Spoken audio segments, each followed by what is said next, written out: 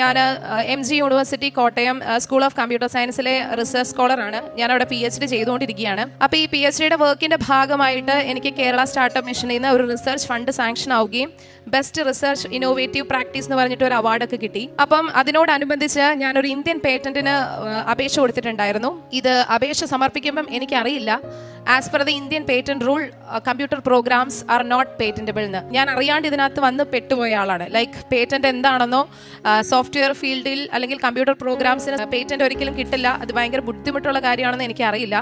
But unfortunate ആയിട്ട് ഞാൻ patent file ചെയ്തു. ഈ ഒരു പ്രോസസ്സ് സ്റ്റാർട്ട് ചെയ്ത് ഇതിൻ്റെ പല ഹിയറിങ്ങും ഡോക്യുമെന്റേഷനും ഒക്കെ കഴിഞ്ഞപ്പോൾ എനിക്ക് മനസ്സിലായി ഇന്ത്യയിൽ ആകെപ്പാടെ 4 ടോപ്പ് മോസ്റ്റ് കമ്പനീസിന് മാത്രമേ സോഫ്റ്റ്വെയറിൽ കംപ്ലീറ്റ്ലി സോഫ്റ്റ്വെയർ അല്ലെങ്കിൽ കമ്പ്യൂട്ടർ പ്രോഗ്രാം ബേസ്ഡ് പേറ്റന്റ്സ് കിട്ടിയിട്ടുള്ളൂ.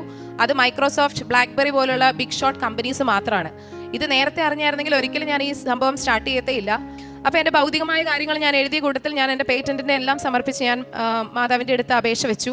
അങ്ങനെ ഇതിൻ്റെ ഓരോ പ്രോസസ്സിലൂടെ കടന്നു പോകുമ്പോഴും ഞാൻ ഉടമ്പടി തൈലം എടുത്തു, ഉപ്പ് ഉപയോഗിച്ചു. അപ്പോൾ ഓരോ ഹിയറിംഗ് കഴിയുമ്പോഴും പേറ്റന്റ് ഓഫീസിൽ നിന്ന് കൺട്രോളർ എൻ്റെ അടുത്ത് പറയുന്നുണ്ട്, how this is possible Mintu. June 17-ാം തീയതി രാവിലെ ഞാൻ കൃപാസനത്തിൽ വന്നു.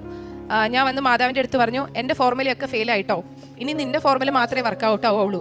അപ്പം ഇനി ഞാൻ വരുന്നത് ഇനി ഇവിടെ സാക്ഷ്യം പറയാനായിരിക്കണം എന്ന് ഞാൻ മാതാവിൻ്റെ അടുത്ത് പറഞ്ഞു. ജൂലൈ 15 എനിക്ക് ഇന്ത്യൻ പേറ്റന്റ് ഓഫീസിൽ നിന്ന് government of India patent sanction ആയി എന്ന് പറഞ്ഞിട്ട് എനിക്ക് സർട്ടിഫിക്കറ്റ് കിട്ടി.